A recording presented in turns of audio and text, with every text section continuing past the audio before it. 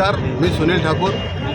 जगद्गुरू रामानंदाचार्य नरेंद्राचार्यजी महाराज यांचा मी भक्त आहे, शिष्य आहे. आणि हा जो निषेध मोर्चा आपण बघताय हे काँग्रेस नेते विजय वडेट्टीवार यांनी जगद्गुरू श्रींबद्दल जे अपमानास्पद उद्गार काढले, जे विधान केलेत आणि एकेरी भाषेत जे त्यांनी संबोधिले आहे, त्यांच्या विरोधात त्यांच्या भक्तगणांनी अखिल महाराष्ट्रामध्ये केलेला आहे. म्हणून आता महाराष्ट्राच्या बाहेरसुद्धा हा निषेध आपल्याला बघायला मिळणार आहे, याच्या शंका नाही. कारण जगद्गुरू श्रींचा जो संप्रदाय आहे तो पूर्ण भारतभरच नव्हे तर भारतच्या बाहेर विदेशामध्ये पण आहे.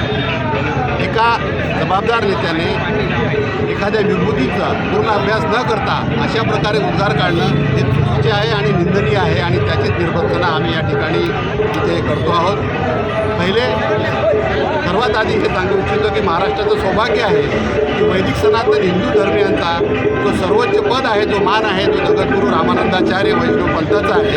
तो महाराष्ट्राच्या या भूमीमध्ये रत्नागिरीला मिळालेला आहे आणि इथे रामानंदाचार्यांचा दर्शनपीठ उभारला गेला आहे जगद्गुरू रामानंदाचार्य नरेंद्राचार्यामुळे.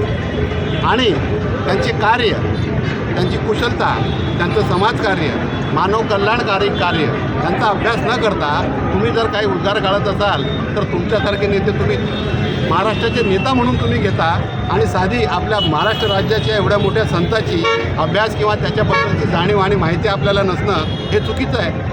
आणि तुम्ही त्यांच्यासाठी एकेरी उद्गार काढताय ज्यांचे लाखो करोडो भक्त शिष्य आज या देशात नव्हे तर या विदेशात पण आहेत.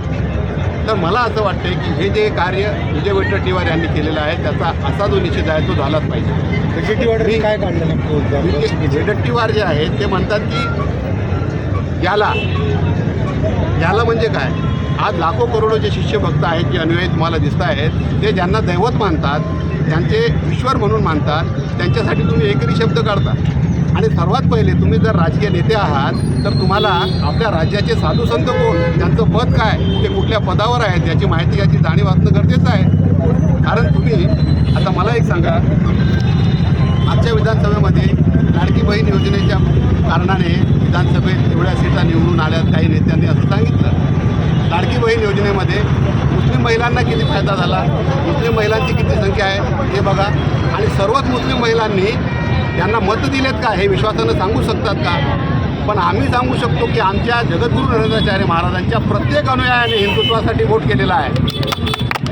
आणि म्हणूनच या आधारावर जगद्गुरू श्रींनी हे विधान केलं की संत महात्म्यांचा म्हणजे संत समाजांचा योगदान या विधानसभेमध्ये आहे, तर त्याच्यात चुकीचं काय?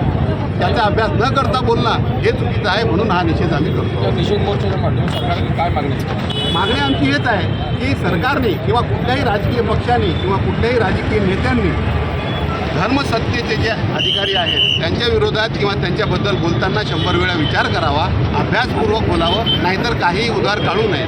आणि धर्मसत्तेचे जे आमचे अधिकारी आहेत किंवा जे आपले जगद्गुरू आहेत, सन्माननीय संत समाज आहे, त्यांच्याबद्दल सन्मानाचा भाव त्यांच्या मनामध्ये असणं गरजेचं आहे आणि हे त्यांनी लक्षात ठेवावं. मी फक्त काँग्रेसचे विजय वडेट्टीवार यांच्याबद्दल बोलत नाही आहे, तर संपूर्ण राजकीय पक्षाचे जेवढे नेते आहेत सगळ्यांबद्दल बोलतो आहे की त्यांनी संत समाजाचा मान केला पाहिजे, सन्मान केला पाहिजे. आणि आजच्या या परिस्थितीमध्ये हिंदुत्वाचं रक्षण करणं हे सर्व धर्मगुरू आणि जगद्गुरूंचं कर्तव्य आहे. आणि जगद्गुरू नरेंद्राचार्य महाराज हे हिंदुत्वासाठी, समाजासाठी काय करतात ते तरी कमीत कमी ऐकून घ्या किंवा समजा. आज 83वा देहदान आमच्या संप्रदायातून झालेला आहे. 83 मरणोपरांत देहदान या संप्रदायाच्या माध्यमातून जगद्गुरू नरेंद्राचार्य महाराजांच्या प्रेरणेनं झालेले आहेत. कुठल्या राजकीय नेत्याने केले, कुठल्या राजकीय पक्षाने केले? एका विभूतीच्या शब्दावर देणगी प्रत्येक देतात, पण देहदान करणं हे सोपं नाही आहे. त्यानंतर 53 ॲम्ब्युलन्स हायवेवर चालणं, विनामूल्य सेवा देणं सोपं नाही आहे. इंग्रजी माध्यमची शाळा CBSE बोर्डाची चालवणं विनामूल्य सोपं नाही आहे. हे सगळे कार्य बघा. त्यानंतर याच वर्षी 1,36,270 बाटल्या रक्त 15 दिवसामध्ये आमच्या संप्रदायाने जगद्गुरूश्रीच्या प्रेरणेने केलेले आहेत. हे काही सोपे कार्य नाही आहे. ॲटलिस्ट तुम्ही जगद्गुरूश्रींचे कार्य बघा, त्यांची उंची बघा, खोली बघा, त्यानंतर काय विधान करायचं ते करा. असं संत समाजाचा अपमान करणं योग्य नाही हेच आमचं म्हणणं आहे. त्यांनी यापुढे सर्वांनी ते लक्षात ठेवलं पाहिजे. आणि याच्यात